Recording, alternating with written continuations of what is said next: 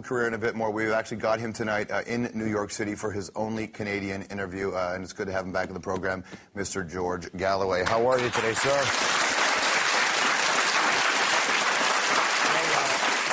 I wish I was there in person with you. I have fond memories of the show, and the last few minutes has just reminded me how entertaining it is. However, I am going to speak to a huge audience over the next few nights via the internet, and the halls are full, standing room only. And it's a bit odd, isn't it, George? I'm sitting here in New York.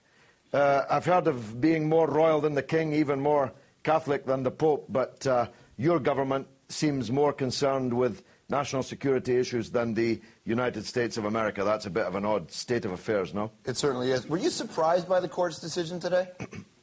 No, not by the court's decision. That's just the first step. We won, actually, an important question in the court today, and that will stand us in good stead in the judicial review that we're embarked upon.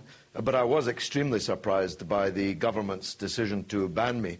As I say, I'm in the middle of an enormously successful tour of 12, 13 US cities. I sit in the British Parliament. I've been elected 5 times, 23 years. If I was a terrorist or a security risk, you'd think either the Speaker of the House of Commons or the Homeland Security Division of the United States would have noticed. So why do you think you were banned then? We've heard the government side. Why do you think it is that you are not allowed into this country? Well, they initially said it was because of my views on Afghanistan, though that morphed over the days into a criticism of the aid convoy that I took into Gaza. 24 ambulances, a fire engine, trucks full of wheelchairs, children's nappies, biscuits, food, medicines. It's an odd definition of terrorism, no?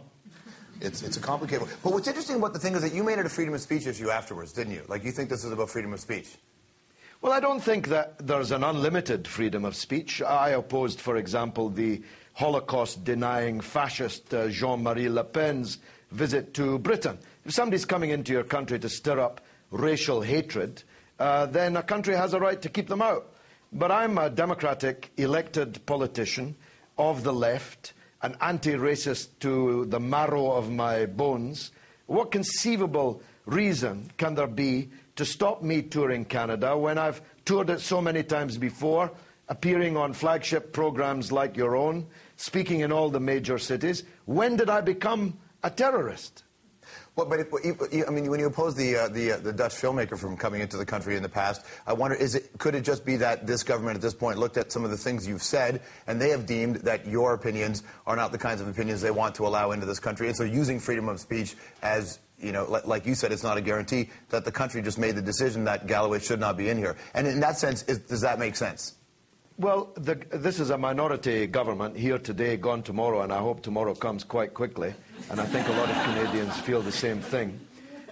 So I really don't accept that anything that I have said, let alone done, is justification for keeping a British parliamentarian of 23 years standing with impeccable anti-racist credentials out of Canada. Because I disagree with them about Palestine. As it happens, I've never been a supporter of Hamas, but I am a supporter of democracy. And the Palestinian people have the right to choose their own leaders. And I can't turn up in Gaza with ambulances and look around for some opposition to give them to. I can only give them to the authorities in Gaza, which is what any NGO would do. It's what the UN would do. It's what the Canadian Red Cross would do. What else can you do? You have to deal with the authorities that are elected to govern the place. And that happens to be Hamas. I wouldn't have voted for them, but the Palestinian people did.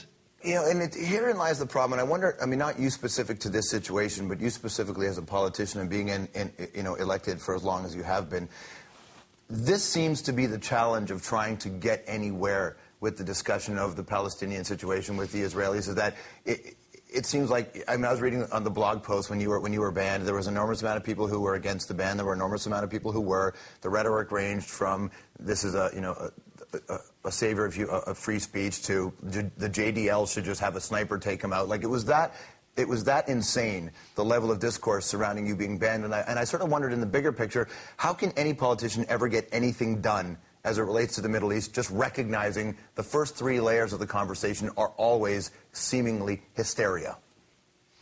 Well, I think it has to be done from the outside, asking Israel to deal with this matters like asking a surgeon to operate on his own foot. It just isn't going to happen. It will have to be the international community, which, after all, gives Israel every cent, every bullet, every plane, every bomb that it drops on the Palestinians. The United States, where I'm sitting in particular, is going to have to insist that some modicum of justice for the Palestinian people is afforded, or there's going to be no peace in that area. And if there's no peace there, there's going to be no peace anywhere in the world. It's Palestine and the double standards, the injustice, that is poisoning the body politic in the Muslim world and driving some Muslims crazy, so crazy that they want to hurt us. And we have to try and drain that. But therein lies the rub. This becomes a circle. So, I mean, the Israeli position, which is supported by lots of countries, is that they're just trying to protect themselves from, what they view as an obvious threat. And it seems like no one can seem to get past the first couple layers of this conversation. Yeah, but as we've spoken about before, there is international legality. Palestine was a country that no longer exists. Its territory is illegally occupied by military force. The United Nations Security Council, and that includes Canada, demands that Israel withdraws from those territories occupied by force, which they've now held for 41 years, and set the Palestinian people free.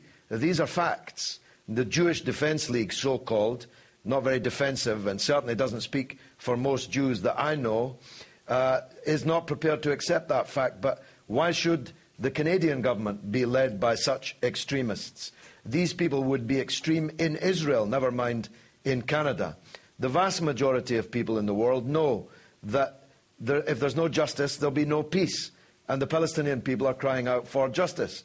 And the more desperate we make them, the more desperate their actions will be.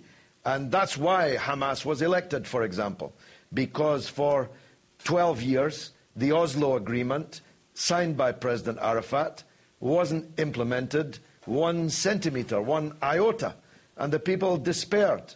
And unless we give them something to hope for, that despair is going to multiply and deepen. And this kind of decision by the Canadian government, criminalising the Palestinian cause, criminalising a leading spokesman for their cause outside in the world, is not going to help. I don't know why the Canadian government wants to make Canada amongst the hated on the earth. Canada used to be loved in the world. It's had a great reputation. Why are you destroying it all? Well, I know for you that, the Palestinian cause is not new for you. This is something you've been a part of for a long time. But as it relates to some of your views and opinions of the Muslim world, how much of them are your views, or the fact that you represent, a place in East London where you have a very high Muslim population? How many of them are your views versus you representing your constituents' views? Well, that's not fair, George. I've only been an MP there for three and a half years. No, but that's what I'm talking about, the last 3.5 years. Like, how much, when you're a politician, part of that is reflecting their views, right?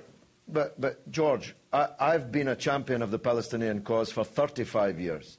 For 18 years, I was a member of Parliament, more than 18 years, a member of Parliament for a constituency with no Muslims in it at all. None at all. It's really an unfair implication. I do what I do and say what I say because I believe it.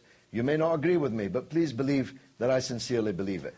No, granted, but I'm just saying as a person who if you're saying the last few years you're in a riding which has more Muslims, I guess you're learning more about some of their values, and I wonder how that makes its way into what you do, because part of your job as an MP is to reflect your values, but part of your job is also to reflect your constituents' values, and I'm wondering over the past few years how much other information you've been able to pick up that has changed something.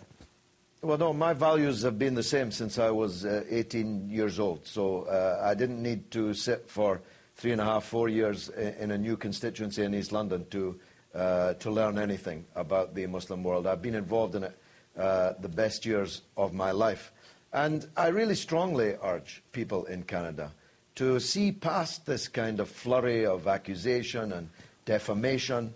The very idea that I can be seriously discussed as a terrorist when I'm sitting under Big Ben in the British Parliament and touring the United States. Doesn't that strike people in Canada as just crazy? Yeah, I think it does. A lot of people. George, it's great to talk to you. Thanks for your time, man. Thanks, George. Appreciate that. Now, George Galloway plans to do his speaking tour via video link, so you'll be able to check him out. All right, lots more to come.